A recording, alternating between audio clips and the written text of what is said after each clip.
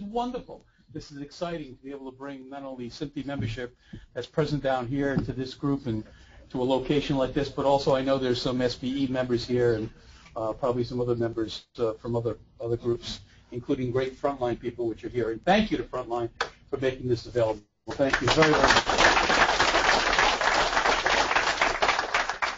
My former life before the NBC sports side, what I do now is actually building a lot of trucks, a lot of mobile units, big units, not only uplink facilities, but also in uplink trucks, but a lot of mobile units. So it's great to see a facility like this. I come from the days when Wolf Coach was one of the Cadillacs and building trucks, of course, not into that environment anymore, and Calumet and a number of other things out there. So I want to tell you what's going on first and kind of update the group here, the Smpte members and even the non-Smpte members of where we are. You know, when we got together just about a year ago, I think, Mike, was that about a year ago? Yeah. And we decided we wanted to reactivate the Smpte chapter. I say reactivate. Let me use the word reinvigorate. The Smpte chapter that was down here in Florida, and not chapter, but subsection of Atlanta. So Atlanta's always been, for a period of time, the brother or the big mothership that sat over all this membership here. I know years ago Florida attempted to do this, and it was very successful for a period of time and then kind of dwindled and failed. But we, over the past year, Mike, myself, and members of the board here, Ed and Frank and company and Rick Trock and et cetera, has done yeoman's work in reinvigorating this group. So much to the point. In case you have a phone, please put it on vibrate or silent. Thank you, Mike. This is one of our managers, by the way. But I was saying the membership, the subsection membership, was so excited about what we're doing that they really were instilling people like myself, Mike and company, Ed, Frank, Rick, blah, blah, into really driving this into becoming a full section. So we took a period of almost a year to work that out and see where we were. We had 3 meetings, primarily up at Gulf Channel up in Orlando, where we have a gorgeous facility. But from those meetings, we set out a course of action to turn the subsection status of this into a full membership. So we elicited, or solicited, would probably be the better word, a feeling from all of the membership here in the general area. What do you want to be when you grow up? Do you want to be a section? Do you want to continue to be a subsection? It's up to you, because there are responsibilities that come with being a full section that you don't have with being an attachment. And those responsibilities are numbers of meetings and other reporting structure, financial and some other things. But the group, people like yourself, fed back, yes, we want to create our own vision here. We want this to be driven. We want it to be driven by the people that are present within the Florida region, so let's make it happen. So it was probably a period of a little over a month ago we got together as the management side of this after taking an initial vote at one of the meetings, a full meeting over at Gulf Channel from all of you, which was a great groundswell of saying, yes, we want to be a full membership. We took that, didn't do anything with it because we had to meet minimum requirements, took it to our own meeting within the management group and said, what do you want to do? Let's vote on this.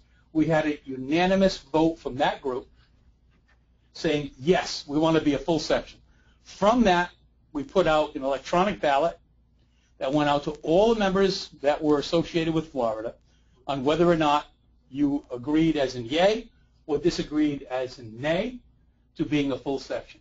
Well, I'm pleased to report to all of you, as I reported to National, and I'll tell you that in a minute, I'm pleased to report to all of you that it was unanimous for the Florida subsection to become its own section, its own, in essence, chapter from the Smpte Group National. So we sent out, I don't know what that is. I don't know. They probably want to buy an uplink truck. Should we get that? Guess it's an order? No. So, I know I'm being fragmented here because that's kind of breaking my train of thought. But in essence, I then, from that, we took those electronic votes, sent that ballot to the National Board of Governors and to its membership group, along with a petition signed by myself and acknowledged by the members of our management side and our board. Sorry. Hello, Cole. You're on here. Okay. Oh, that was a screaming. And sent that to our our national group, to petition them to turn us into a full chapter. That meeting, I think, is held in the next, let's say, week or so, because it had to be into them in the very beginning of February. Actually, it went to them at the end of January, so we will be awaiting those results.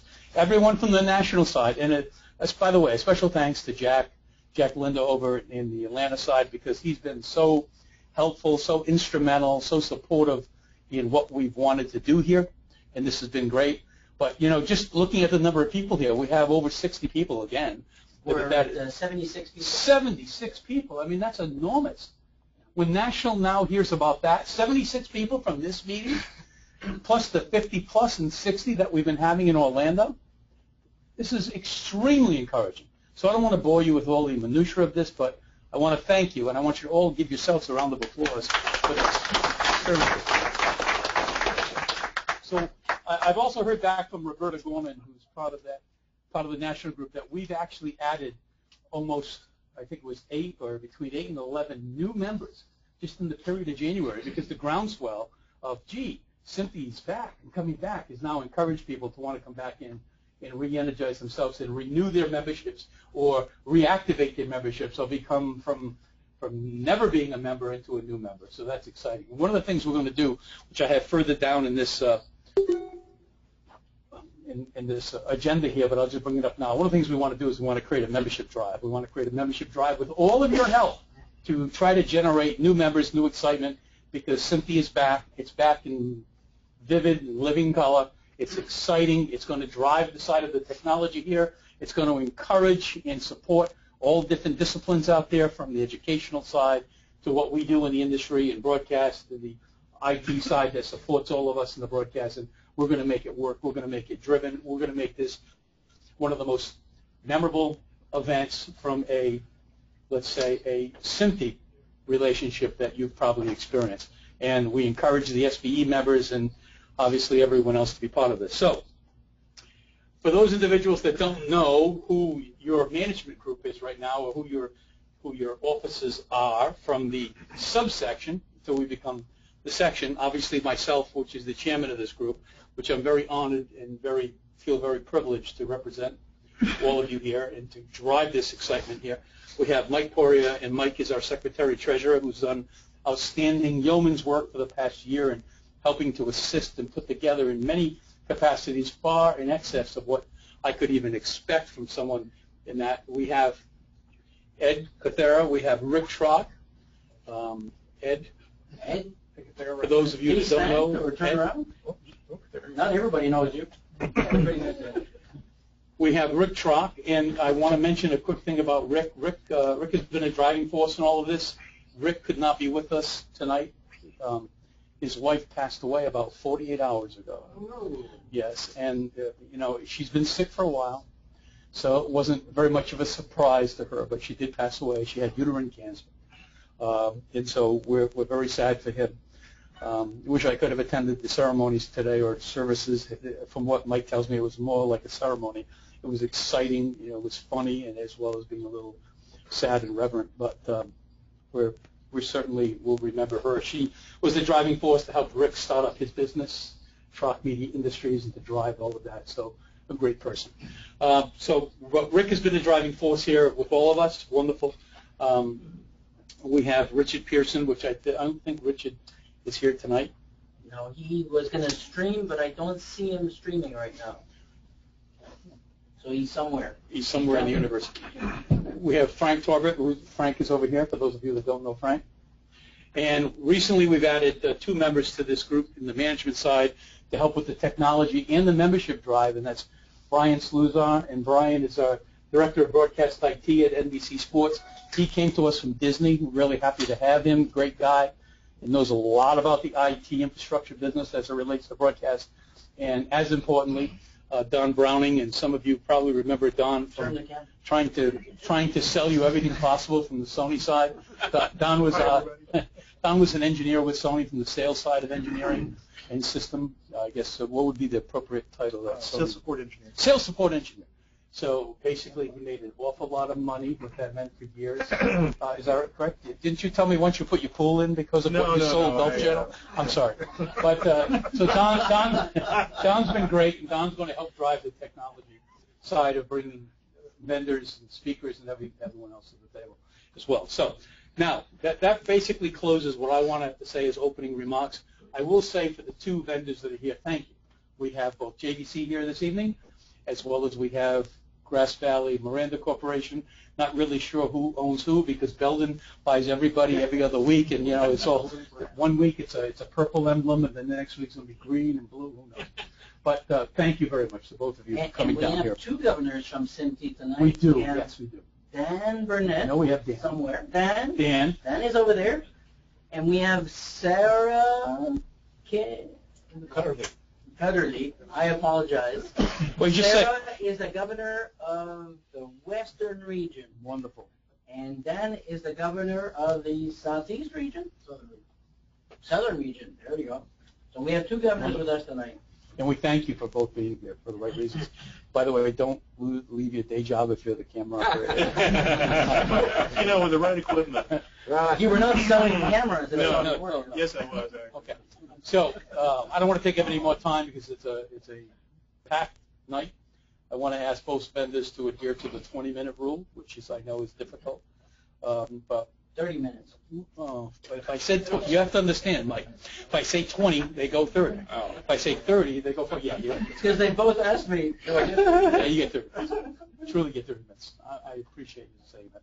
And then obviously, Frontline would love the opportunity to have you tour the plant here for all the right reasons, and that's important. And we thank them again for making this available. So, with no further ado, we have Edgar Shane here, who's the General Manager of Engineering from the JVC professional side.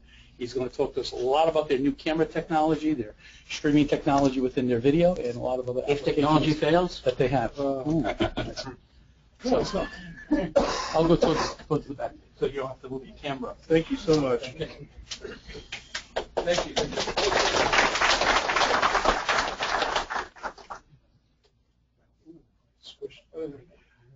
Good evening, everybody. Thank you for coming. So we will talk today about moving high-quality HD video over IP. So it's all about over IP. And JVC developed a comprehensive solution, which includes a lot of technology built into the cameras, but also servers, decoders, and something else. So we'll talk about specifically using IP to stream high-definition video. And before we go and talk about sometimes, that's right, I was going to mention what are we looking at right now. We have a camera here, and we have several models of those. And you can see that, first of all, no cables. There's a Verizon modem. So this camera is streaming video, high definition, using Verizon cellular network. So it's going to the Verizon server. Through the Verizon server is going to the streaming server, which is hosted on Amazon services in North Carolina. That server acts as a star configuration. It can accept multiple streams, and it can be forwarded to multiple decoders or recorded doing something else. From the same server in North Carolina, we're coming back using another Verizon modem here. And this video is coming into the decoder, and what you're seeing here is the HDSDI output from the decoder. Delay is 2 seconds. That's what we're talking about. And this is all built into the camera, so you don't really need here any additional backpacks or any other devices which traditionally are used to achieve the same result. So, like I said, we're talking about moving from point A to point B, but we're talking more like their star configuration. You can have multiple cameras, multiple decoders in multiple places. Before this, traditional solution is obviously this, and we're not replacing truck, God forbid. There are conditions where no other communication works, especially cellular. If you are in the Times Square on the New Year's Eve, even backpack, which has not just one modem, but 6 modems bonded, it's called, it's not going to help you because there's so many people using that particular cell tower. But it works in many cases. And we are talking today here about specifically first mile delivery video from the camera to the station. That's what it is. How can you deliver video? You know better than me you can deliver video in many ways. Coax cable is the easiest solution. Wireless connection, which is microwave, it's very popular. It's not cheap. It is associated with the equipment, which is expensive, and also it works within line of sight, and there is specific distance, obviously. Global long-distance transmission is traditionally done using satellite, and again, it is associated with a very high cost, and you have to have specific equipment on both sides to do it. There are newer systems today which will allow you to use satellite only on one side, and example would be on-call communication, which they use satellite antenna to uplink, but then they ingest it into the internet. So to receive, you don't need this anymore. It is enough to have IP decoder. At the same time, there is internet, and it's everywhere, and it's very often high speed, and it is affordable. Idea to use this media, which is widely available to transmit video, is not new. There are multiple implementations today. What we did, we built it into the lineup of cameras, but this is something which has been probably becoming more and more common in the last few years, moving video over public network. Like I said, it's good that it's readily available, high speed, low cost. Problem is that this is public network, something like that. You think it's there, you measure your speed, you see 12 megabit up, but there are errors, there are unexpected congestion of this network because this is public network. Then millions of people on and off this network at any time. So to be able to use this, there are specific methods and equipment which has error correction, quality of service, and other means to protect your data to make sure that it propagates through the public network at the speeds and the quality which you promise to your customer.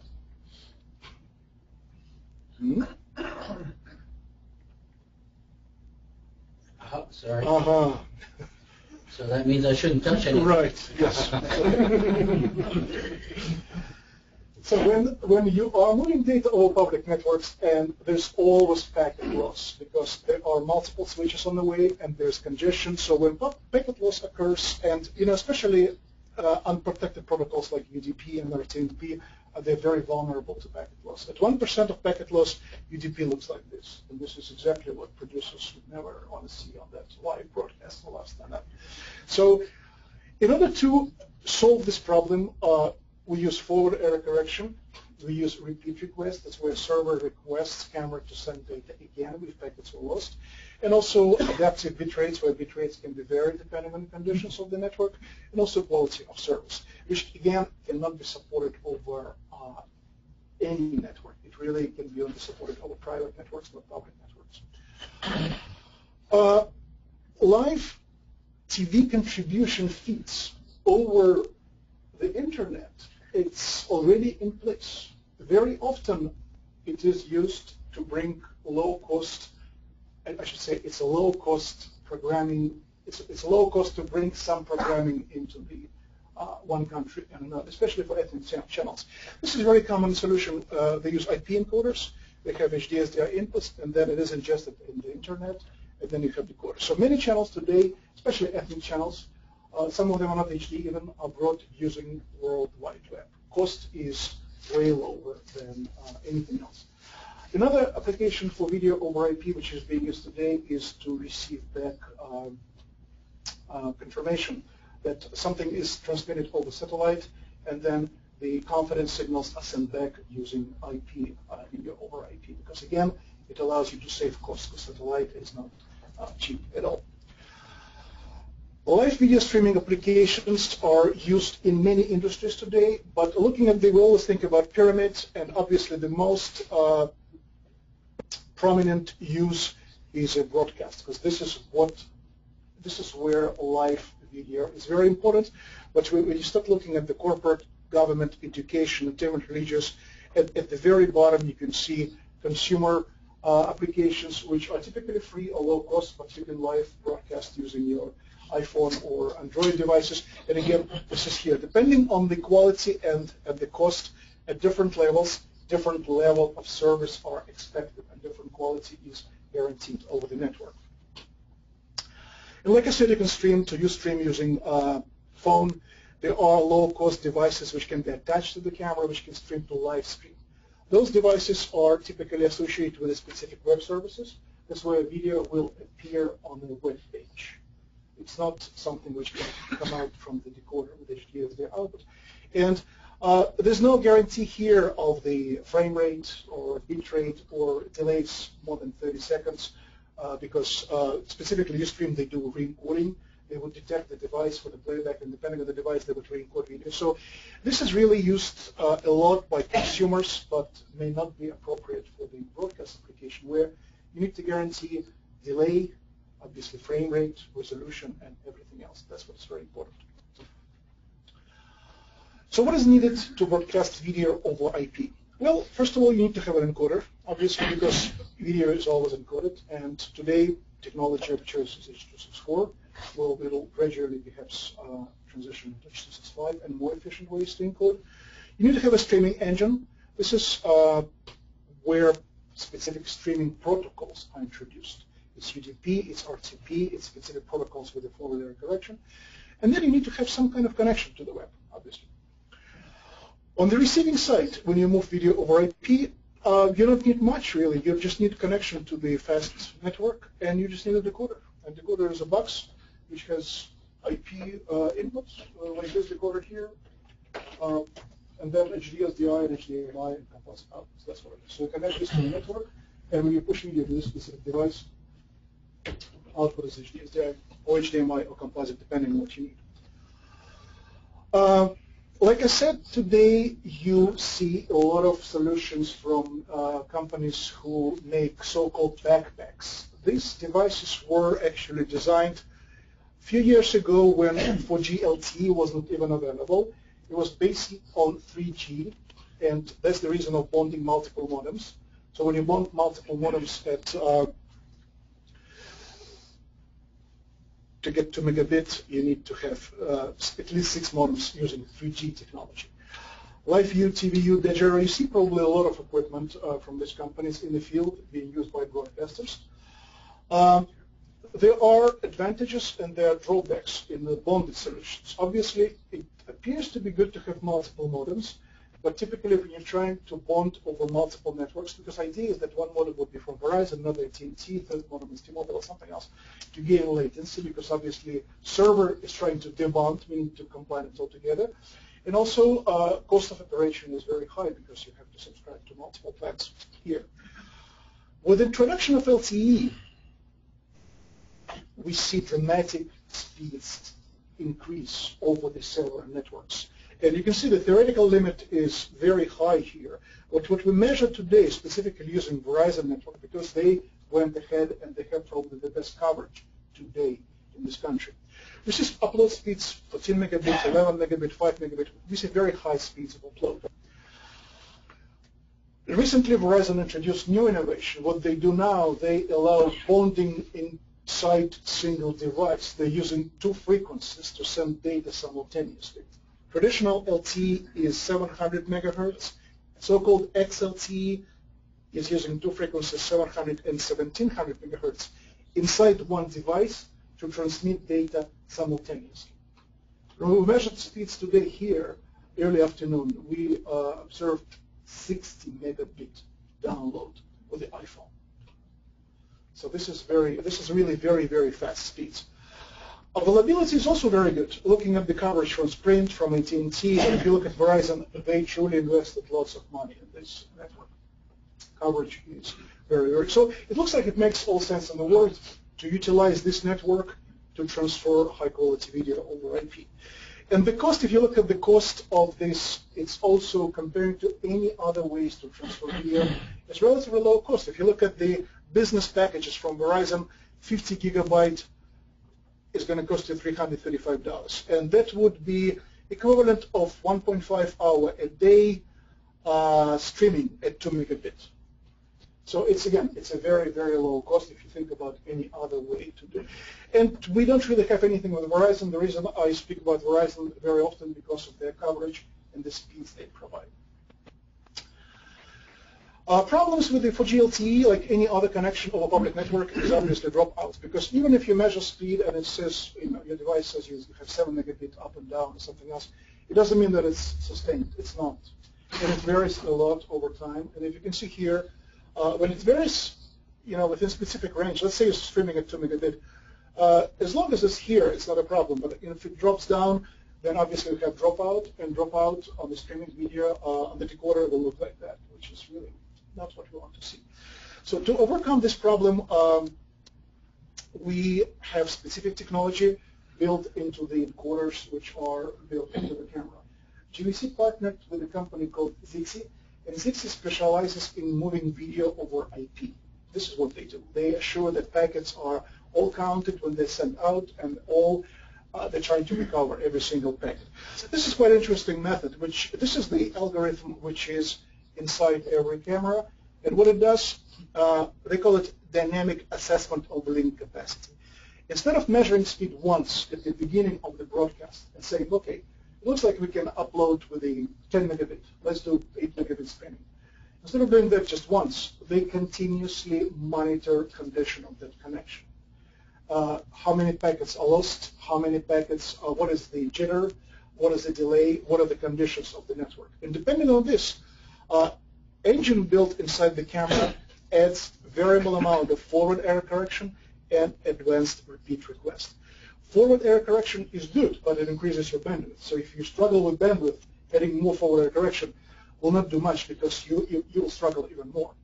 Advanced repeat request is good, but then it prolongs your time because if you keep asking to resend those packets which are lost, it will increase your latency. So what this engine does, first of all, it fixes delay. So we have switchable delay 2 seconds to 5 seconds, no more, no less, which is very important because typically talent, they're trained for specific delay. The worst thing is when delay accumulates. When it accumulates, then it's a nightmare. In this case, this is fixed. And what this algorithm does, not only it varies amount of repeat request and forward error correction, but it also analyzes packets which come in. Because there are, believe me or not, important packets and not important packets. Some packets, if you lose those packets, you will have severe drop of lip sync or audio, which is very sensitive. Some packets are not that sensitive. If you drop those packets, you may see a very slight image quality decrease, but it will not cause a severe breakdown. So basically what it does, it makes sure that you have pleasant viewing experience without necessity to recover every single bit of information. Because if you think about rudimentary protocols like FTP, FTP would keep sending it until it's all sent, because for FTP it is important to recover every single bit. In this case, the most important is to provide pleasant viewing experience. This is all run inside the camera, and this allows to provide a very good error correction and very robust packet loss compensation, making sure that you can stream, you can transfer video live from many locations. In numbers, in the 2 delay modes, we have 2 fixed, like I said, 2 second and 5 second. Running 2 second delay mode, combination of those protocols which I mentioned, we can compensate up to 5% packet loss. 5% packet loss for UDP, TCP, or RTMP is death. You have nothing at 5% packet loss. It's frozen picture or it's black. If customer can live with a 5 second delay, let's say you're providing just event coverage, and 2 seconds is typically used for the stand-up, obviously. 5 seconds for stand-up is too long. But if you're doing event coverage, and 5 seconds is something which you can live with, in a 5 second delay mode, our protocol can recover up to 30% of packet loss. 30% is 1/3. So 1/3 of your data is lost, but you're still receiving high quality, high definition video. That's what it is. This is very sophisticated protocol. So talking about equipment, what we did, we actually built into the camera everything which we talked about, what is needed to stream video over IP. We have a broadcast quality H.264 encoder. We have streaming engine with a variety of protocols. You can use UDP, you can use RTSP, or you can use Zixi protocols. We have also error correction, and we have connection to the internet. Connection to the internet is achieved by the USB host on the cameras, and USB host can be populated either with the cellular modems or Wi-Fi adapters or wired adapters. We have several models. We introduced first camera almost 2 years ago, 650 as a handheld, followed by shoulder type, it's a little different. It's not that straight. So it's a little thicker. But they look very similar in terms of streaming capabilities and in terms of hardware. Difference is obviously lenses, sensors, but ability to stream utilizing cellular modems or any other type of internet connection is very similar. This year, we just recently announced addition of 2 more cameras, and these are very small. This is portable camera HM200, and this is also a small camera with interchangeable lens with a Super 35 sensor. This is more for production type. But we have now a product line of 5 cameras, which all are capable of streaming high-definition quality video over IP. Now, like I said, all this is built into each camera, and USB host on the camera provides ability to have either Wi-Fi connection, LAN connection. You can connect it to the wired jack in the wall. If this is, let's say we were using this today to cover this event, there would be no need to use that. We could have connected right into the LAN. You can use, obviously, cellular modems. These cameras can stream directly to the decoder, and this could be JVC decoder. It could be third-party decoder, which accepts UDP, RTP, or TC protocols. Or we also have a server, which allows star configuration for ability to have multiple cameras input and multiple outputs. At the same time as streaming, we have dual encoder built into every camera. The fact that you're streaming doesn't mean you cannot record. You can actually keep recording in high definition quality on the memory cards. And in fact, you can do 2 completely independent things. You can be recording, let's say, 1080i at 50 megabit, and at the same time, you can be streaming very low bitrate because your connection is not very good. So these codecs are programmed completely independently. Like I said, these are the means of communication and choice of codecs. Larger cameras have also HDSDI input, so you can actually use it as a pool feed, so you can stream from some other source if this is necessary. Variety of bitrates is built in to accommodate different conditions. Believe me or not, but 0.3 megabit was requested by BBC because sometimes they use big and satellite uplinks in the various parts of the world where nothing else is available, just very low bitrate. And you can go as far as 8 megabit, and now with the new equipment, up to 12 megabit, which allows to stream truly broadcast quality over the IP.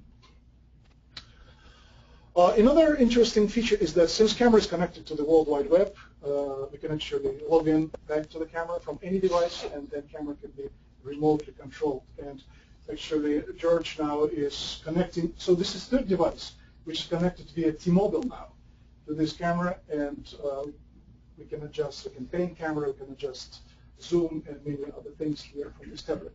And again, this tablet is not connected to the camera directly. It is connected to the T-Mobile network. And this is also on the network with the public IP address. So browser here is pointed to the public IP address of this camera, and now you can control many things. You have full-blown, basically, RCU built in. You can change many parameters. You can start streaming. You can stop streaming. So you can do many things all remotely.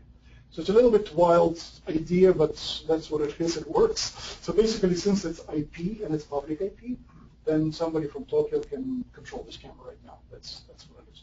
Of course, there's a password, and you know, there are ways to limit the success, but that's what it is. Besides streaming, of course, we can do FTP, transfer files, and do many things. But bottom line, this is all can be done while camera is somewhere else, connected to public network, and many functions, including pulling files previously recorded from the memory card, can be actually initiated from the station by logging into the camera to that public IP address. Like I said, you can stream directly to the decoder, or I need to speed it up, I know a little bit. Or you can stream to the server. Obviously, streaming to the decoder is a very simple solution, like the corporate applications in the office. You can stream using LAN. You can stream using 4G LTE. But the most interesting is, I hate to skip slides, but I would go a little faster. You've got 8 minutes. Okay, very good. Then I'm good. I have to apologize. Typically, it takes 1 hour to explain all these things, but you know a lot about it, so I never jump slides, but I have to now. But the most interesting in this solution is that sometimes you just need to stream not just to one decoder. Because right now we're streaming to one decoder here. What if somebody else in LA wants to see the same video? Because delay is 2 seconds. 21, 22. You see what it is. What if somebody else wants to have the same exact link? In that case, we introduced centralized server. And the server allows to connect multiple sources, and then any source can be streamed to multiple destinations. Applications are numerous, obviously. In many cases, you would want the same link appear in multiple locations. The server can be either a hardware appliance, which is the 1U piece, which is installed on premises, or it can be hosted in the Amazon cloud. That's the server we're using right now. We didn't bring any boxes. We were lazy. So we're just streaming right to the Amazon cloud. And then from Amazon cloud, we're streaming back to the decoder here. And this slide pretty much describes the complete solution, which we just recently developed and now are offering. Centralized server allows multiple sources. In fact, we say unlimited sources because these are all virtual inputs. These are all IP inputs. Multiple inputs, multiple outputs, and then within the server, it provides matrix routing, meaning that every source can be at any time routed not to one destination but to multiple destinations simultaneously. It can also be recorded locally, and then it becomes VOD. It can be time shifted. You can program source to appear on the specific output in 5 hours, in 10 hours, or in 5 minutes. And of course, you can do remote control. All these devices in the field, including a portable encoder, which is also part of our system, because sometimes somebody's using a multicam shoot and they're using a switcher. If you have a switcher then streaming right from the camera, it makes no sense. Then we have a portable encoder. All these devices in the field can be remotely controlled by IP addresses, as long as IP addresses are exposed in the public addresses. And now on the outputs, you have various protocols. Simultaneously, it can output multiple UDP or RTP with a Smpte 202 error correction to decoders. At the same time, same source can be transferred into the RTMP protocol to publish it on CDN, like Ustream, YouTube, or something else, depending on what customer is looking for. So there are many ways to use the system. And across the whole platform, from the source to the very end, we have a robust error correction which utilizes that protocol which I described, with a continuous link assessment and ability to compensate for up to 30% of packet loss, depending on the delay. And you can choose your delay, and again, the amount of compensation depends on how much time you have. Server is controlled via the web interface, and server is another part of this story which is also somewhere else, and is also controlled by IP. And the server GUI looks like this. You can see all your inputs, and this is the graphical representation of your streaming inputs. These thumbnails are updated every 4 seconds. And then these are your outputs, and at any time you can drag input into the output, and then that input becomes associated with that specific output. And each output is associated with either decoder or RTMP feed or HLS feed or something else. It's a very flexible system. And of course, one input can be dragged to multiple outputs, so you can have a limited amount of outputs from one input. So it allows you to send video to many locations. Then it becomes more interesting. Clicking once on the source, you can actually see the statistics of that stream. Not only you can see video, but you can also see the bitrate, and what is most interesting, you can see the amount of packets which were lost and recovered, or maybe lost and not recovered. And this gives you a statistical information about what's going on. So it's a little better than just calling a station and saying, can you see me now? Am I breaking up, or how is it? This gives you ability to immediately assess what's going on with the feed, and whether the feed is good enough to be switched to the output becomes live feed. And of course, switching one mode gives you a live picture, and etc., etc. So there are many things which help those who operate the system to be able to scientifically judge whether your signal is good, and if it's good, be able to bring it live right away. Like I said, server is either a hardware device or, after all, this is all software, which is run on the net, so it can be hosted on the hardware server or it can be hosted on the cloud as well. Streams which come out, those cameras are not necessarily, they don't have to be error corrected using proprietary ZigZag protocol. They can be standard RTSP or UDP, and that's why we have a very good compatibility with the LAVZA server. You know, LAVZA is typically used when you need to bring video on the web. Whilst it doesn't have the ability to switch outputs to multiple decoders, but they allow to bring in one feed and convert it to multiple formats for different devices for online viewing, like Apple, Android, Windows, Mac. They have the ability to do multiple re-encoding at the same time. And in the web streaming engine, they configure inputs, and it's very simple to set up equipment, especially if devices are associated with the server. But again, these are all non-proprietary protocols, if you choose so, UDP and PACTS or TSP, which can be used with the server, and this is very flexible. That's what it is about this. So as of today, talking about the complete system, we started from one camera, and we kind of experimented with that. But as of today, we are offering actually, it's interesting, it's built into 5 models of broadcast camcorders, this streaming engine, what I described, and server, and also decoder and encoder. And this system allows to do live video streaming from the field using IP protocol, and also features remote control by IP as well, FTP, and there's also a lot of metadata capabilities built in, and we call it planning metadata. That's where metadata, which describes your set or whatever you're doing, can be sent to the camera also remotely, and then it becomes embedded in every recording clip. But that's a long story. But it's a very important feature in the file-based workflow.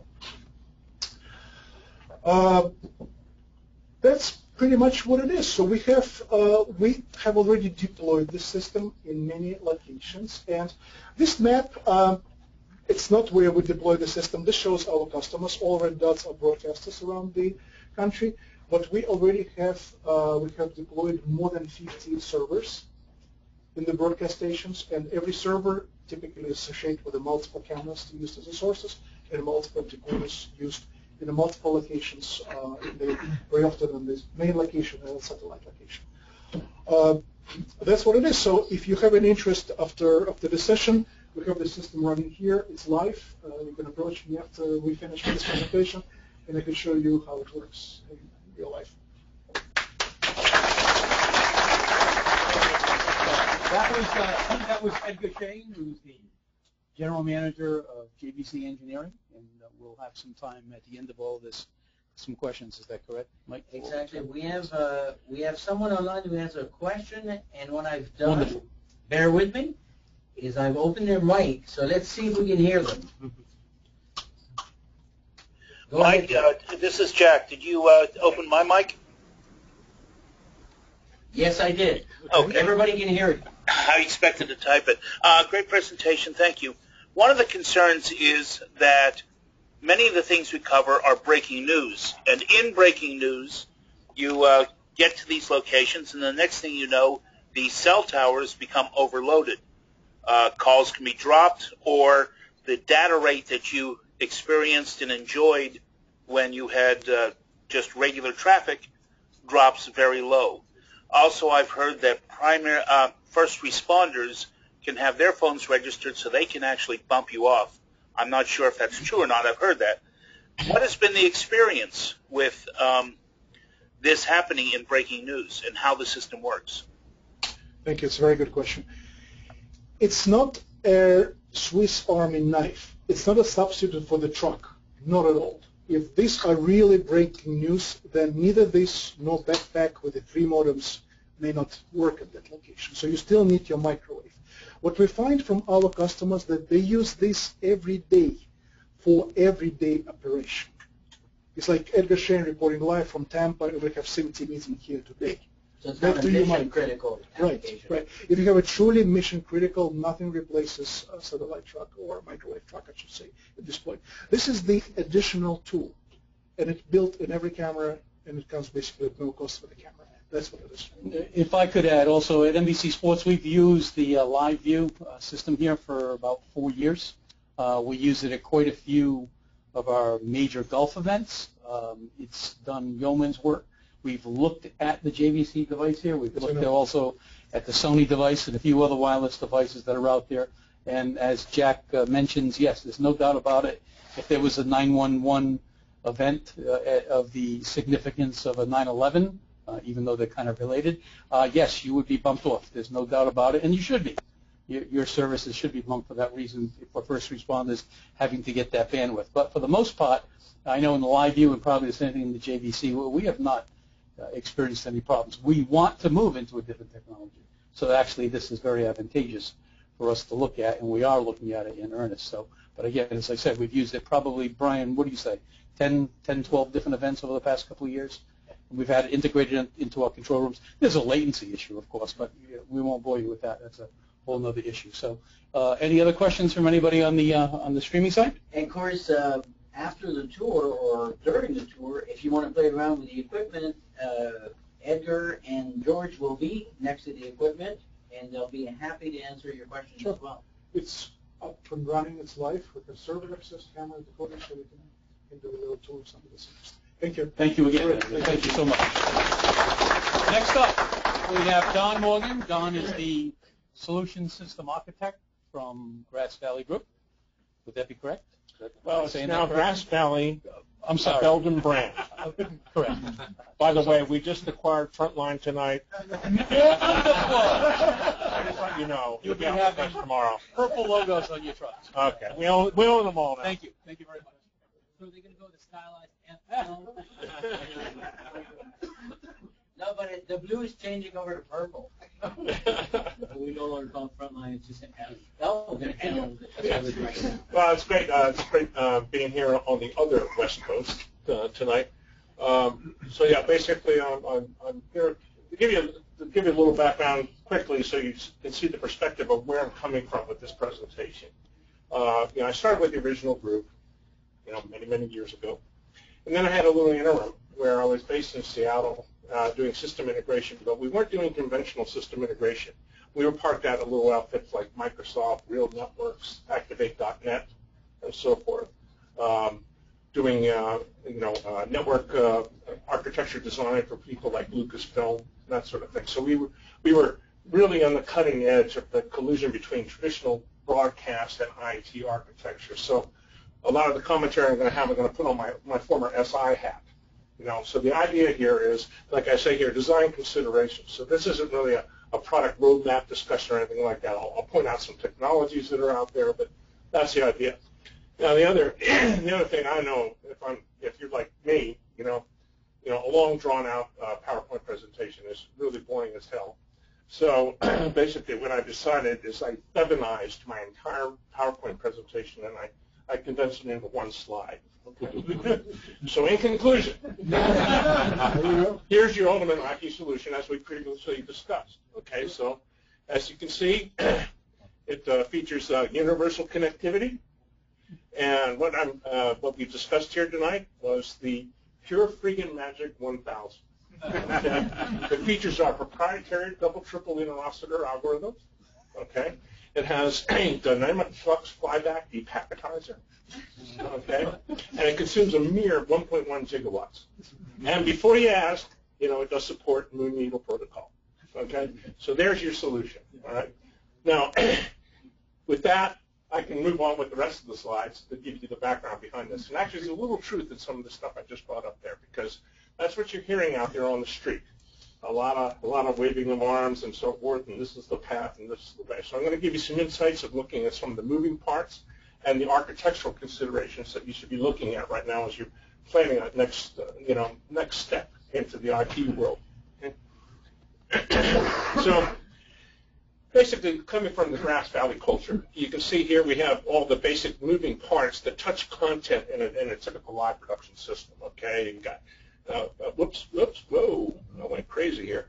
Okay, so basically we've got switchers, cameras, router core, monitoring, and so forth, glue, you name it. Okay, so now with the current configuration of Grass Valley, basically everything in purple, that's what we're touching now. So the only thing we're not doing here is audio consoles, and I didn't put intercom in here. Okay, so this is the type of culture that we have internally. So we're looking at all these moving parts. We have a lot of experience in all those areas, of course. And now what we're doing is we're going down that road of making that actually viable on an IP platform. So that's basically where we're coming from now. Okay, you've probably seen a lot of slides like this. It's just basically saying that IP's taken off in terms of its capabilities. We're at 12 gig here in our world, but the actual the pipe. One thing that people say, okay, so like today's benchmark is 40 gig. Okay, well actually that's 4 lanes of 10. That's what's commercially viable right now. The Cisco 9000 uses that same architecture. Okay, so why can't we get faster? What's going to take to get to 100 and so forth? Well, we're right up the hill from Silicon Valley, so we stay in touch with this all the time. Your fastest lasers right now are 25 gig. So your next step probably will be 100, but it probably multi-lanes of 25 gig. All right. Here are the trends that we're looking at in terms of what's going on in the industry because we've got all that pressure, reduced CapEx, OpEx, and so forth. Those trends going down, but at the same time, we need more flexibility and scalability in terms of the solutions. So that's what this guy's doing. I'm in the same boat. I got 3 hours worth of material. We're doing 20 minutes. Of course, what we've gone through historically, every step of the way, there's always a new infrastructure required for each format. Benefit number 1, IP. It's agnostic. So it's great. So now we're going to have a transport layer that you can, throw any type of packet stream you want to across it. So that's the good news here. And that opens up a lot of opportunities for things like mobile system designs and so forth. Okay, now we have this problem, right? So we got all these different standards and formats and so forth. So we're really looking to Smpte to come and save the day because that's going to be our only hope, all right? As you've seen, we've had a lot of hard work that's been going on in the standards committees to resolve that problem. Okay, there's the video service forum. We've been participating in this along with other major vendors to start developing these types of standards so we can come together because obviously it's not going to work unless we get together. So things like Smpte 2022 were developed in that area. Okay, here is 2022. I could go through the whole alphabet soup of this family. One thing I do want to point out, if you look at the OSI stack, okay, so what we have to address with this is one of the critical things. This is an optimum moment, okay? Take a look at level 3. That's going to be a key thing to be looking at when you're considering these designs, okay? One benefit, WAN distribution with a QoS 1 signal, for example. So you can go through a public network with that. Okay, there's other design solutions that are only like a level 2, and you'll run into problems with that. So think IP protocol, when you're planning these roadmaps. And of course, up here in these upper levels, that's a culture that right now has been owned by the IT guys. Could you imagine doing a live production with HP OpenView? Ain't going to happen. So what we're going to do is we're going to populate that culture with the stuff that we know and love. Control panels. You name it, workstations and so forth. So we're not going to give that up, and we're going to support that. Audio, AAS 67, okay? So that's just another piece of the puzzle that we're going to have to manage. And so that's coming along, quite well, and this will all start converging over the next year or so. Okay, benefit number 2. Cable reduction, huge benefit with IP, okay? Over here, that is actually just a small portion of the discrete AES routing core at ABC News in New York. Okay, that was a 4,000 cable install, okay? Over here on the right, that's the equivalent IP router that could support that much audio, all right? So you can only imagine for things like mobile applications, you're talking about dramatic weight reduction. So it's a big benefit right there. This is the sort of thing that you're going to get with IP. So as you can see, we have multiple signals of all different flavors, types, and types coming across the same bandwidth allocation there. So it's broken into channels and lanes in the pipes. Okay, so this is how it's being done. Okay. But it's not a new concept. Most of you are aware of this. For example, here's our telecast copperhead camera adapter. So we've been down this road. This is all your copper connectivity here, coming over Smpte fiber. So you get the concept already. We've already lived with it. Now we're just doing it over IP. It's the same type of benefit. Now here's some estimates on some of the savings that you can make. Again, for trucks, for example, we're looking at roughly maybe a 10% weight savings that you can either use just as a weight savings or actually be able to add more gear if you need to for a flexible install from job to job. Now, here's another opportune moment, the topology, okay?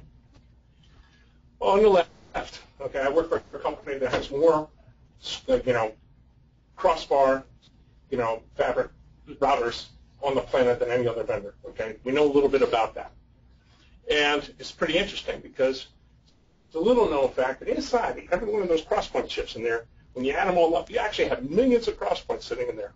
So through the whole life of that centralized switch, you're only utilizing 20% of the crosspoints in the whole life of the router, okay?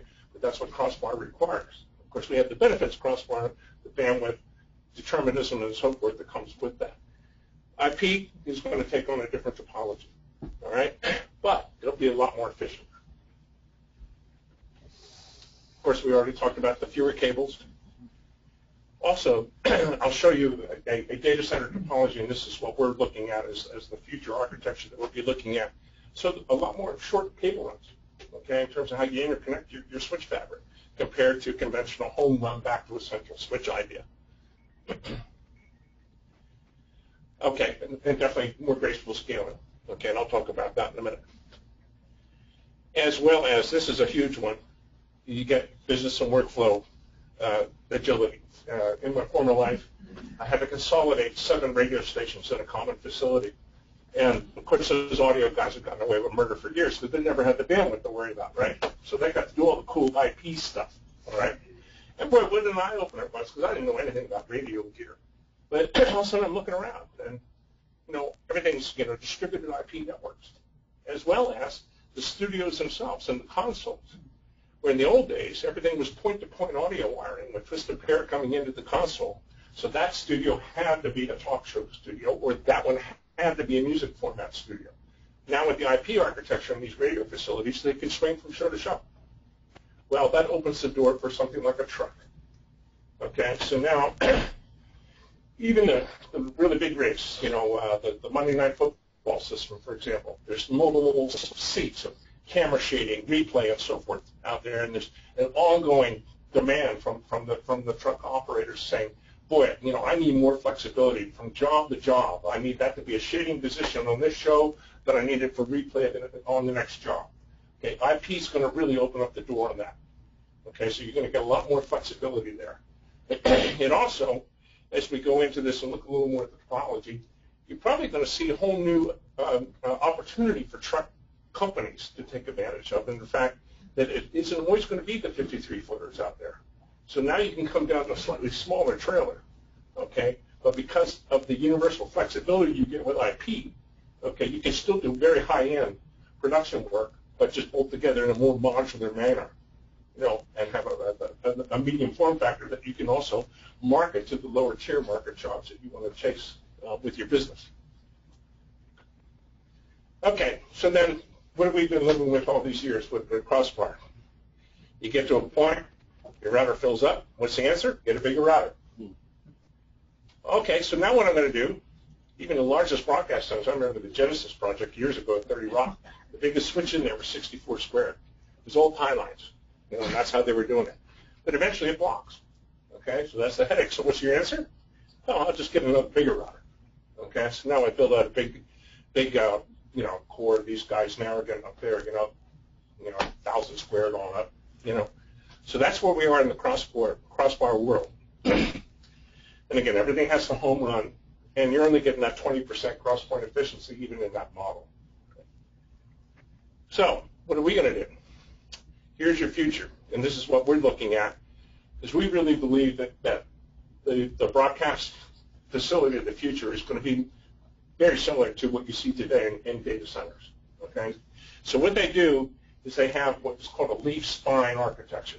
All right, so over here we have the entry-level building blocks. So you've got the beginnings of a leaf. All right, so you're bringing in this case, we're going to be introducing blade servers, and this guy here is a top-of-rack switch fabric, okay? So in the previous slide when we talked about shorter cable runs, you can do a lot of 10 gig wiring over copper in this model because you're just going to a top-of-rack, switch. That's it. So it's a very short run. So as I build the leaf out, pretty soon I'm going to get so much bandwidth requirement that I'm going to saturate that switch. So I'm going to have to move, and I'm going to have to start expanding. So I'm going to start introducing spine aggregation switches. So it's another tier of routing. Okay. Keeping in the back of the mind, in our world, we're going to need to do this and support workflow models that we're going for the full Monty. So we're talking about vertical interval deterministic switching behavior in this environment. Okay, so that's where it's all headed. All right. So again, you just keep building out as required, and pretty soon you can start doing a hierarchy here in terms of your switch fabric. And then with cross connect, basically you're looking at a very sophisticated timeline type of architecture. Everything's at wire speed and single hop. Okay, so that's where that's all going. So what's happening underneath here? Okay, this is where you're going to see our culture coming into play here. Okay, so that's where you're going to have things like gateway devices that get you in and out of SDI workloads and so forth, production switchers, cameras, multi-viewers, and so forth, processing gear. That's what you're going to see under here on the leaf. So as you can see, this gives you the option now where you can be distributing these leaves throughout your equipment area if you so desire. And if you have a new growth requirement, it's not a big high-density cabling exercise anymore. You can just drop in another leaf and then do a very thin fiber, and typically now fiber connectivity to that. Now, as you can see, there's one challenge that's developing in here, is you do have all this cross-connect. You're going to be seeing things like MPO connectors and so forth used in there. So now, Grass Valley 8 Belden brand, okay, we're actually looking at some pretty cool solutions in there that will actually minimize the amount of that type of cross-connect mesh that you're going to have to connect there. So that's another cool thing that we're looking at to help solve those problems. So reliability, IP. Well, actually, IP is extremely reliable, and it actually has 5 nines reliability, and it's used in some very critical applications out there. You got obviously, well, we all know about the speed trading. You're going to be done in a couple nanoseconds and support that with cloud services and so forth. Healthcare, of course, that's life and death. Government, things like defense and so forth, as well as NASA, science, and so forth. So there are ways to design IP systems so they're extremely reliable. And of course, one of the things that we are researching at the moment is what like redundancy models that make a lot of sense. Generally speaking, I think we're going to go down to the level 3 type of domain where you have subsections of your network protected with redundancy. So I think that's where the model is going to land up.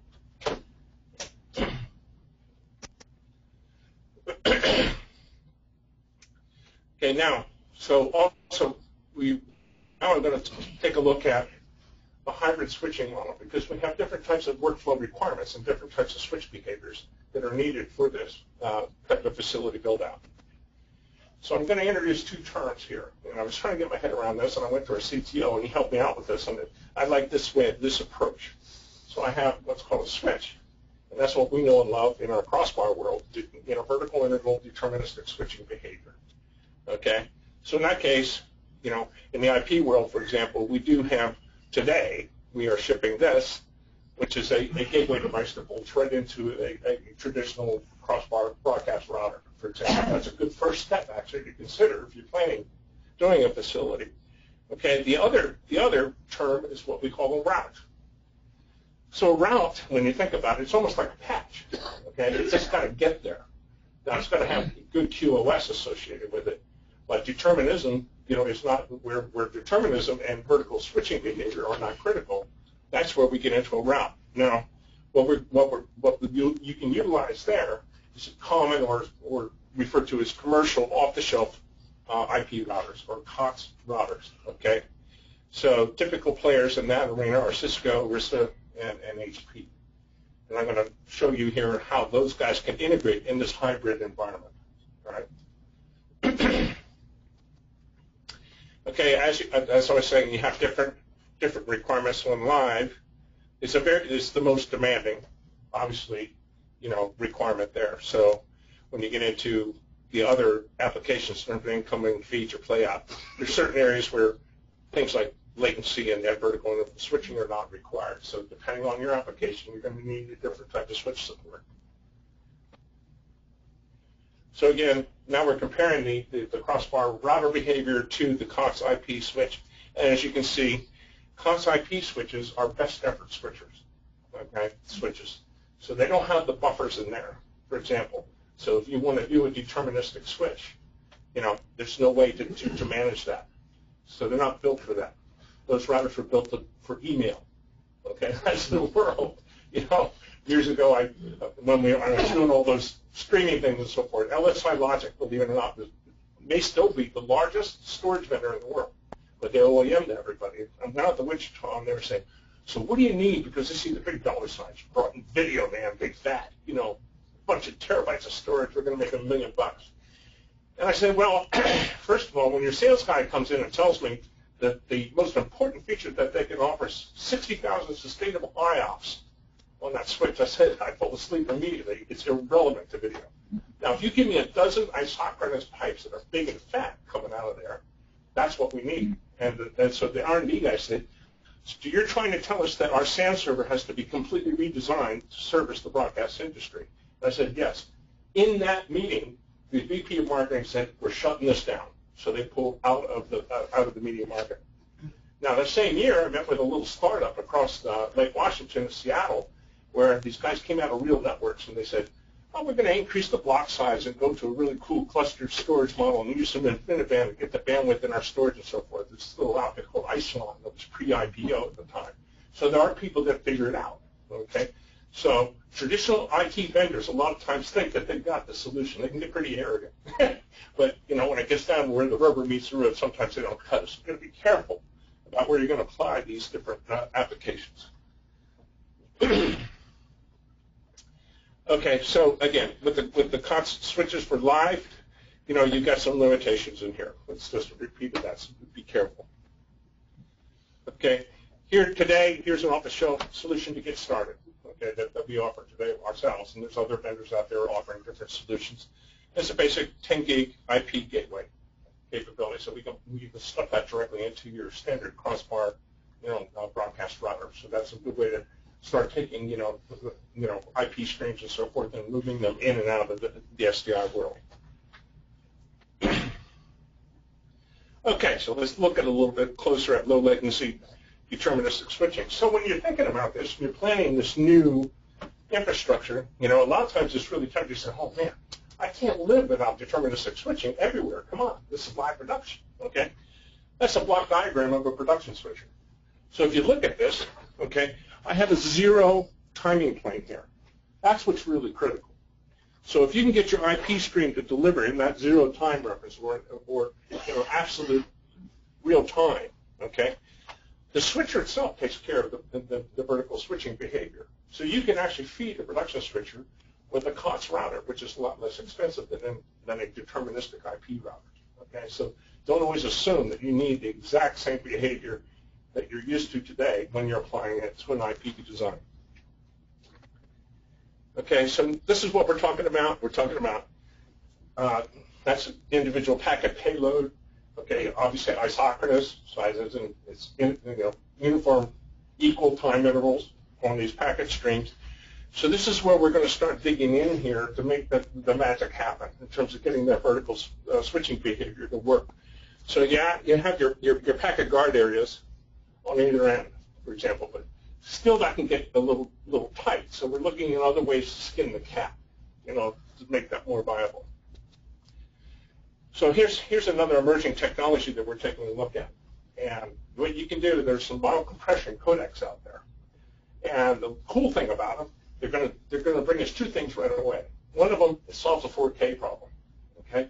Because as you know, 4K is 12 gig by definition. This mild compression technique brings it back down to 10. So now I can get out of that quad link workflow, get it down to a single pipe, okay, at 10 gig. So that's one benefit to this mild compression. also, these encoders are faster than real time. So as a result of that, they're laying down, and as you can see now, we're getting deltas in the timing stream here. They're going to open up a wider window where we can start doing more of that deterministic switch behavior. PTP, okay? First of all, good news. For most of your facility, good old-fashioned Blackbird, tri-level 6 is going to be around for a long time, and that's not going to go away, okay? Now, when we get into things like Smpte 2022, the AES 67, and so forth, that's where PTP is probably going to come in here. That's precision timing protocol, okay?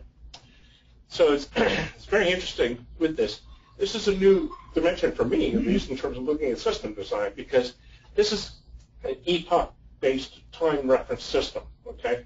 It's actually Thursday, January 1st, midnight, Thursday, January 1st, 1970, is the actual origination of the PTP timing reference for this system. So it's an absolute offset from that exact precise moment in time, all right?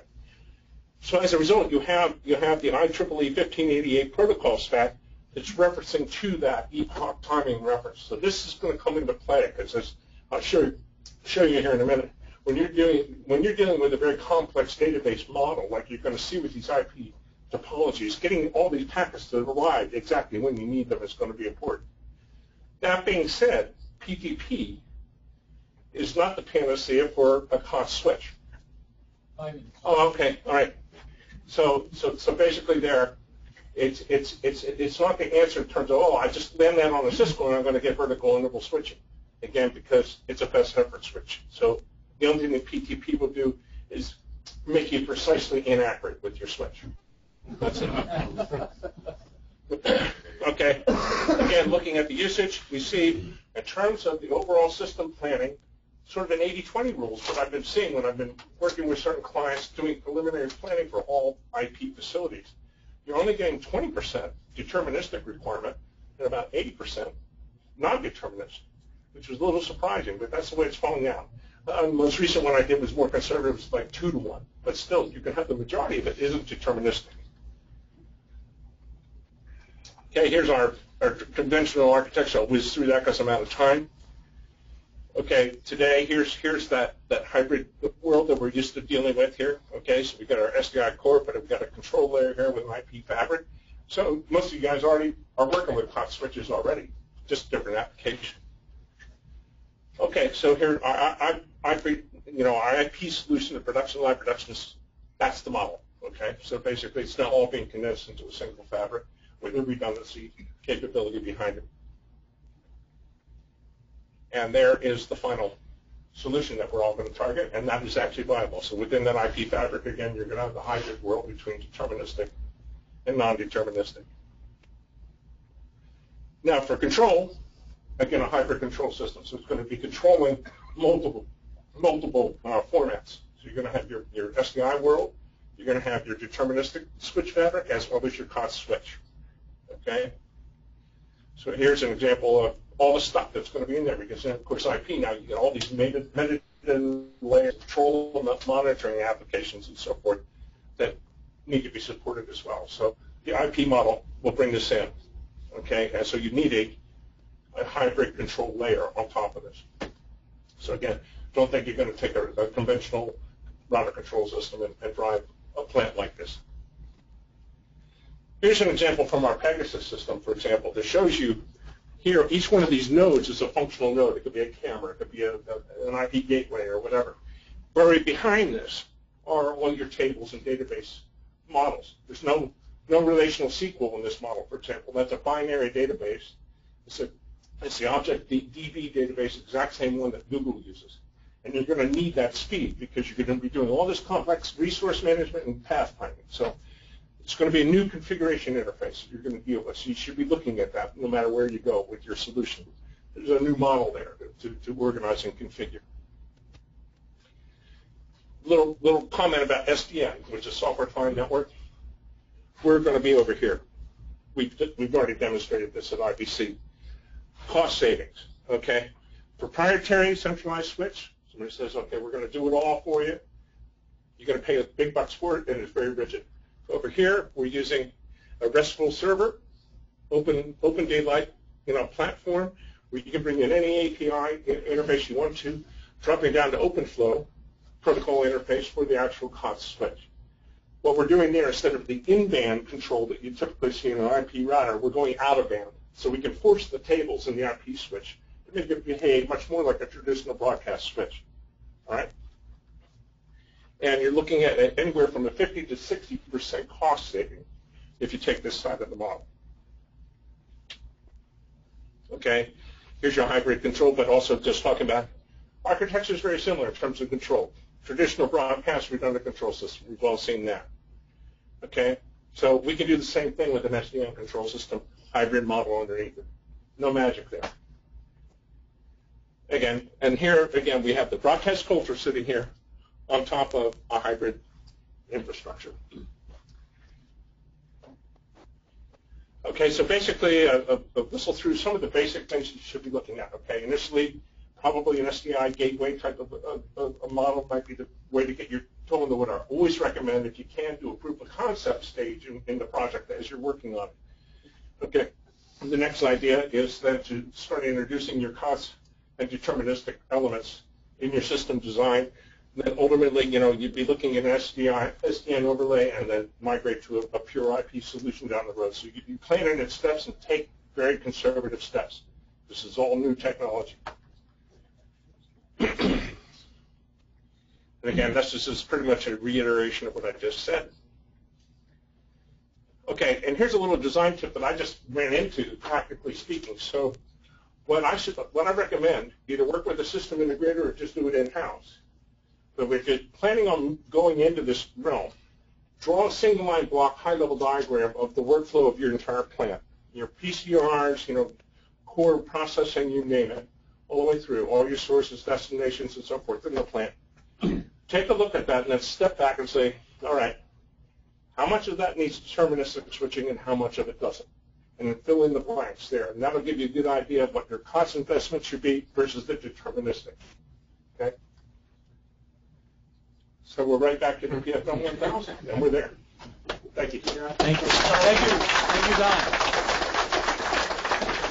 Yes, we have a couple of questions that are present on our streaming, and then I'm going to open it up if there are any questions here to either of the two presenters. But let's see what we have from the streaming side. All right. So, Jack, go ahead and ask your questions.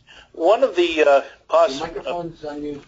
One of the possibilities that IP brings is the ability to run in a compressed mode.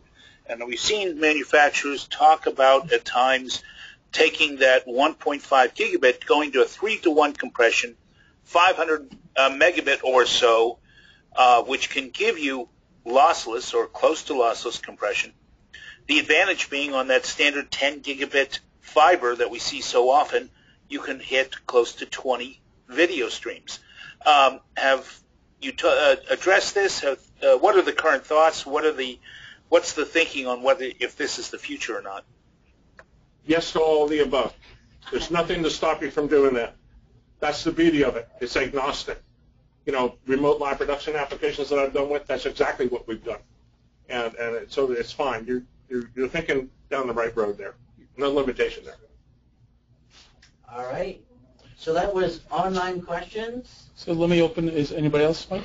No, I think online. That's it. Is there anybody from the group here that would like to ask either Grass Valley, Belden group, or the JVC group any questions particular about their product or presentation? Thank you so much. Thank you. Let's go do the fun stuff. Well, we are. All right. That's important. So, in closing, a couple of things. We want to talk a little bit about what I mentioned about membership drive. We're going to do that as a separate sidebar with the management side of what we put together here for your section. That's important. We're looking for, I want to say, a modest 25 ad for this year. I think that's appropriate. I think we can drive that. If we can achieve more than that, that's wonderful. We're doing it for the purposes of invigorating this group and adding some new blood, some new vision, some new, I want to say, some new thinking to what we have here. So some of the important things for the 2015 meetings that we have planned here. One is, since the beginning, these 4 meetings that we have had, which have been great, we've had 2 presenters at each one of those. And I think that might be and that's why I'm throwing it out to everyone here, and we'll poll some of our other people that haven't been with us this evening. I think maybe if we come down to one presenter so that we can give them their just due. I see right here that we've pressure-packed some great technology and great information in a very short period of time. So maybe we do one presenter and that becomes selected. How do you feel about that? Agree, disagree? I see everybody shaking their head, yes? Maybe Okay. 1.5? What's that? Maybe 1.5. Yeah, well, I'm kind of half. I mean, those were both too significant. Yes. Maybe a significant and not so significant. You know, I mean, just Yes. like, Good point. because I mean, those were two very significant. So like Very, an very good opening point. act and the main act. Yeah. 2 shows nightly. Yeah, I got it. And who wants to be the opening act? Yeah. You'll be the opening. What's the fun part? We'll tell them after they're done. No, very, very good point. So, yes, we're going to take that under advisement. I was thinking of that as I'm sitting back there saying, you know, what JVC is telling us is great if we could hear a little more of the minutia that we're not getting out because of the time. And certainly the same side on the Belden side, Belden, Grass Valley, Phillips, no, all of those things. Is trying to get that same feeling out. So this is, from an engineering standpoint, this is great structure. So that's important. So some of the things we're trying to do, obviously we're talking about IT and IP transport and storage and handling. So I want to drop right down to one of the things here, which is local file storage versus cloud services. I mean, maybe it'd be great to have Sony come in and talk about their cloud service and how the North Koreans were able to penetrate that, and we could talk a little bit about that, because I think that's important. I'm sure if they were here tonight, they wouldn't want me to say that. But cloud service is an important thing to put on the table. Very important thing. I'm being a little facetious, obviously, but I think it's important for us to put that out there and to talk about it and to talk about what you use and what you're looking to use. You know, we've made decisions, I think, somewhat intelligently on what we want to do versus cloud service, but everybody has their own reasons, and some are right within your environment. That's important. Drones, big thing. I mean, we see the White House obviously is out trying to buy their own drone Air Force, but that's an important thing. But we need to get, I think, a little bit more towards the summer where we can take people outside in nice weather, still be able to see these things come in and have them lifted in land. That's an important part of news gathering going forward. Obviously, there are FAA complications on all of this potentially. Time. 5 minutes. Well, you were my ride, right? You can't say anything. Okay. But I think drones are important. I think that needs to come to the forefront. I think everyone here has some degree of interest, if not for their own personal use, for professional applications. KVMs, big thing down the road. A lot of KVM vendors out there today versus a couple of years ago. I think bringing a couple of those to the table, and who's fiber-based, who's copper-based, who's this, who's that, and what's happening, and how many pieces can you have, and can you have remote access, VIA, a Portalis type system, or whatever, and so forth and so on. Very, very important. High-speed cameras. I know right now I just said something, and I think Danny in the back there just got really excited. High-speed cameras. You know, Hitachi has a great high-speed camera out there. Ikegami has a great high-speed camera. Sony has a high-speed camera. There are some other people out there that have some great high-speed cameras that we want to look. We want to bring that to this group right here. See what the frame rates are, see how much the light is required in order to see this, and see what the playback environments are. So, very important. We have a lot of great technology, a lot of great initiatives coming this year. We just briefed upon storage, but you know, whose storage do you use? I'd like to poll this group and see who's using Dell, who's using Oracle, who's using Sun Microsystems, who's using Pilla, who's using this, who's using that. You know, are you in an optical side? Are you in a spinning disk side? What are you doing? So that's all appropriate in the applications. My time up, Brian? Thank you. So, any suggestions? Send this to fla.smpte@gmail.com. That will come to us. We'll be able to filter it, see what we have. Great thing. So, I want to thank the presenters, doing a great job tonight. I apologize for the time that we allocated for them. We knew when we had our management meeting on the side that this was going to be, ooh, my God. That's okay. If I have more time, I'd tell even worse lies. Thank so you. Don't worry about it. Thank you. So thank you again. So I would like to, I guess our next piece right here is we have Roswell Clark, Director of Technical Operations, Cox Media Group, Tampa, also the Secretary for the Tampa chapter for the SBE and IEEE members. And there's Wonderful.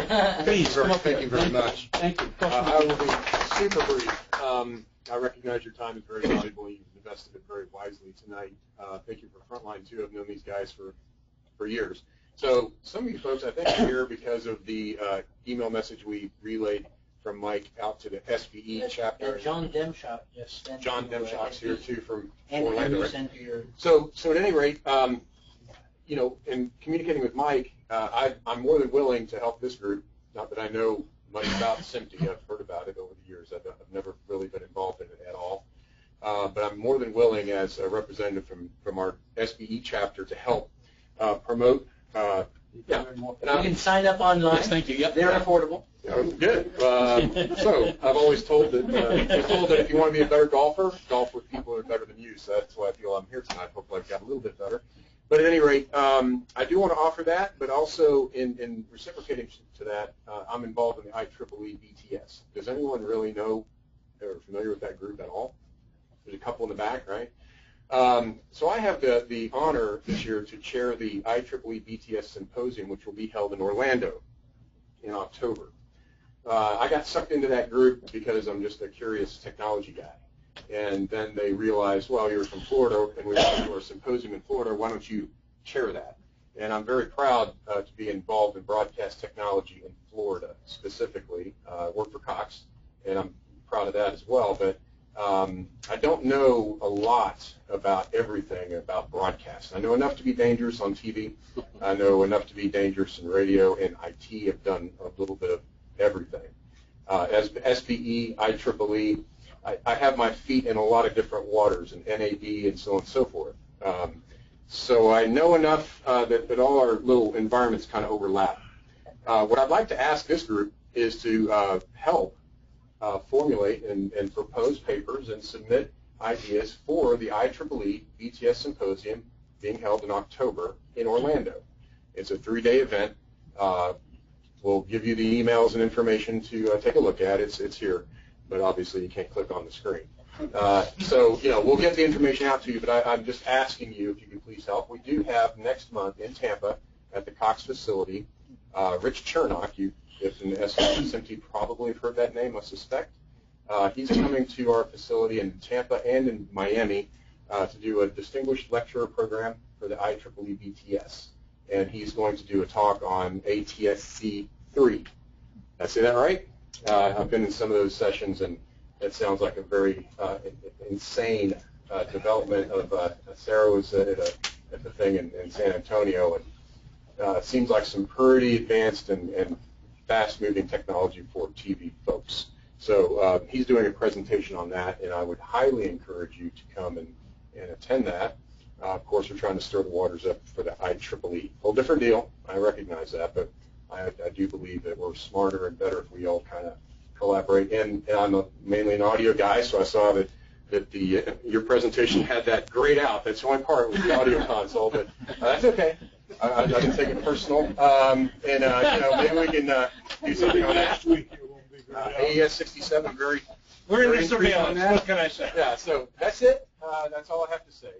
Those who know me can ask for more information, or I will be happy to. Any FLE, SMT, Gmail, send us an email. We'll forward it. We'll make sure that you get the information for sure. And I'll be more than happy to make sure the SBE folks in Tampa are connected better with you all and do whatever we can to help. And we have right now online some Cox group people with WFTV. Oh, gosh. So, oh, my gosh. You know, I we'll probably do something in Orlando as well. Yeah. So please help us out for the Orlando event. Okay? Thank you. Thank you. We do want to look at having some joint meetings and ventures even with the SBE group as well as the IEEE group this year. I think it's important. We're all in the same technology. We're all in the same world. I think as we start to integrate some of our ideas and vision, we'll you know, that's how you learn. That's how we become better educated at all this. So a reminder, JVC has their product up here. If you want to come up here, touch it, feel it, steal it, whatever you want to do. It's here. Only one person can steal it, however, because there's only one camera, but it is available here. Please take the time and see what Frontline has to offer here. They are our sponsor for venue tonight, and I think it's important that you get a chance to see what they're doing, not only from vehicle manufacturer, but they integrate a lot of technology. As I mentioned, I come from that world many, many years ago, and it's an interesting world. And, you know, they're out there basically every day welding, putting sheet metal on, then integrating everything that you touch and you deal with. So appreciate it. Thank you. We'll get back to all of you on our next meeting date. We're going to work on that. And other than that, see you at our next meeting. Thanks for coming to this.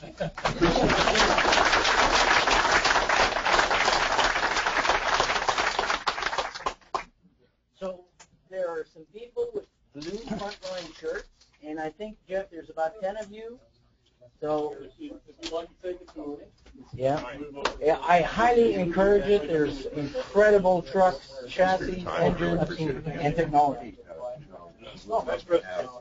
Yeah, I was. I noticed you had. You're welcome to come back. Let me ask you,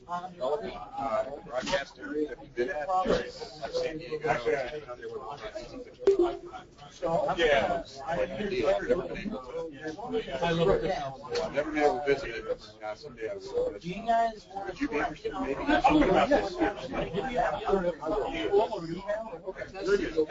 Thanks for your time. Thank you. We'll help. You want to hack? If you do, I tested the Wi-Fi. Basically, walk around with my laptop and show you the facility. Now, I don't know how good it's going to be, but it is doable. So just let me know, and I'll be happy to do it. Maybe you can text yes or no. There's a lot of you.